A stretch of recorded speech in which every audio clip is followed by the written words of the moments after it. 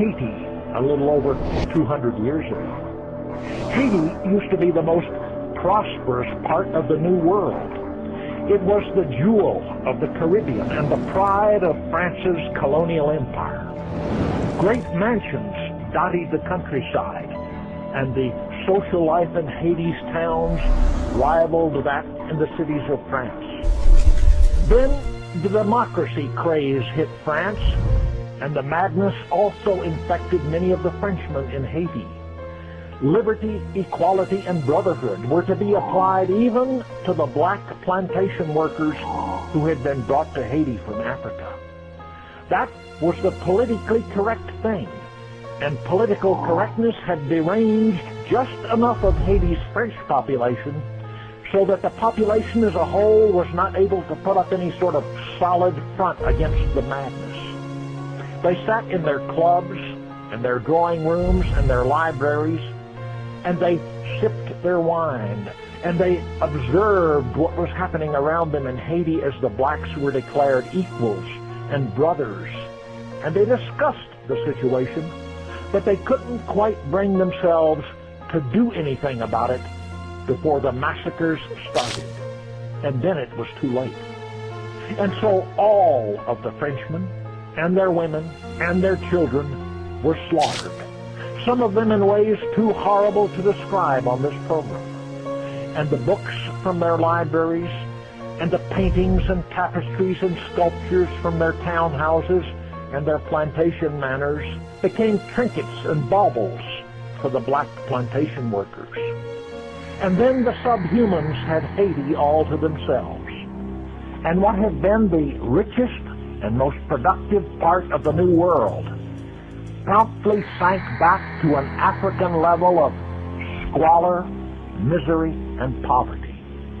The roads and cities built by the French fell into ruin. A peculiarly African mixture of anarchy and despotism took the place of French law and order.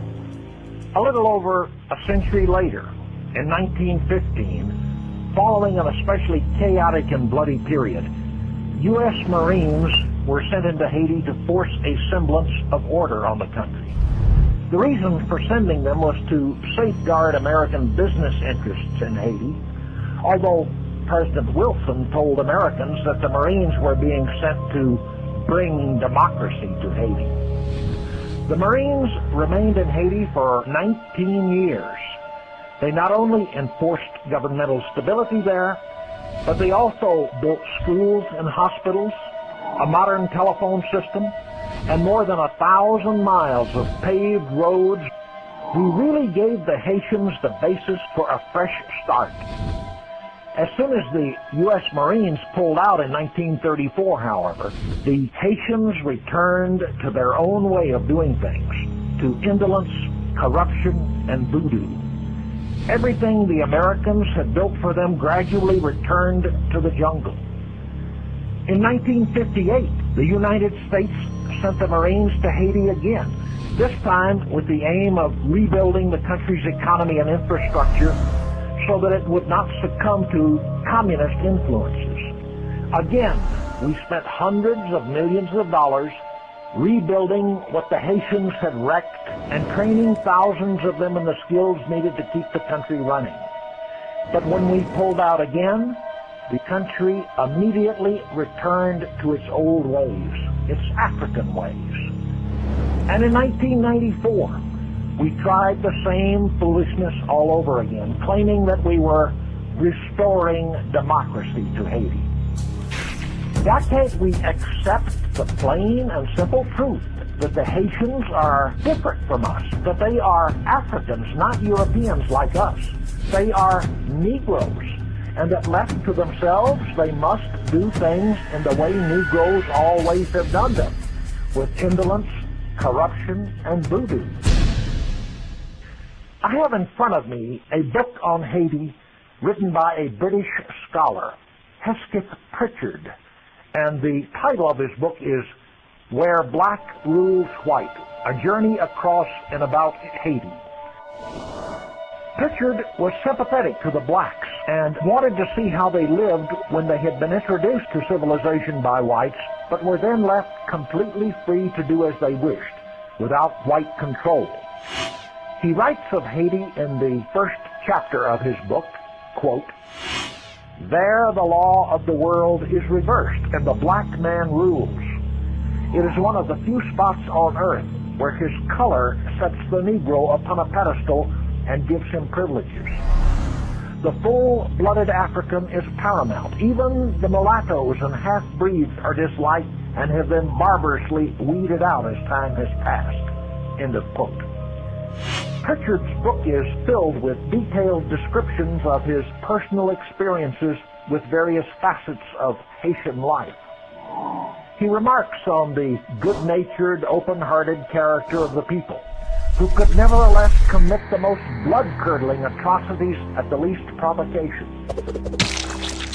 The official religion, which they inherited from their former French masters, is Roman Catholicism, but the true religion of the people is Voodoo, a peculiarly African religion based on snake worship.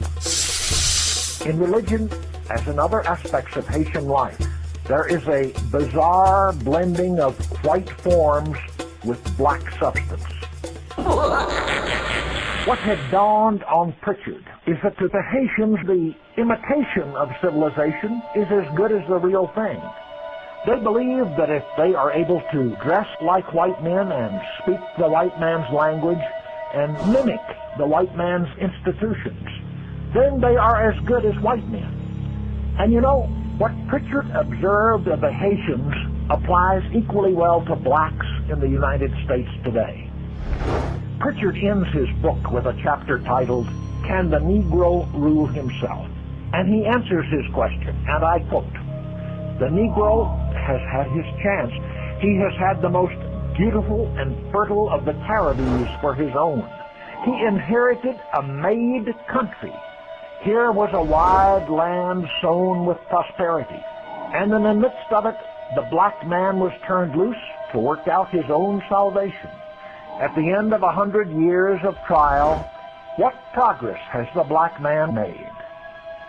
Absolutely none." End of quote. That's the way it was a century ago, and that's essentially the way it is today, despite 3 large-scale efforts by the United States during this century to improve the lot of the Haitians. Now, why is all of this important to us? A century ago, Pritchard was by no means an unusual man of his class. He went to Haiti. He carefully observed life there in great detail, and he drew logical conclusions from his observations. But it is unimaginable that a scholar today could make observations like Pritchard did, and then publish his conclusions in a book by a mainstream publisher. One would be hard-pressed to find a scholar from any university today who would have the courage to write honestly about Haiti, because he knows that if he did, he would be condemned as a racist and would be drummed out of the academy. That's how far downhill our civilization has slid in a century. The Haitians have their voodoo, with all of its disgusting and bizarre beliefs and practices. And we have our cult of political correctness. It is a cult based as much on superstition and as devoid of reason and logic as the voodoo of the Haitians. And it exercises as strong a hold on its adherents. A Haitian would as soon offend a voodoo witch doctor and risk having a curse put on himself as one of our modern scholars would risk being labeled a racist. But I do believe that when the more rational elements of our population finally rise up and stamp out the cult of political correctness, the affair will be bloodier than anything Haiti has seen in its blood-soaked history. And the sooner the better.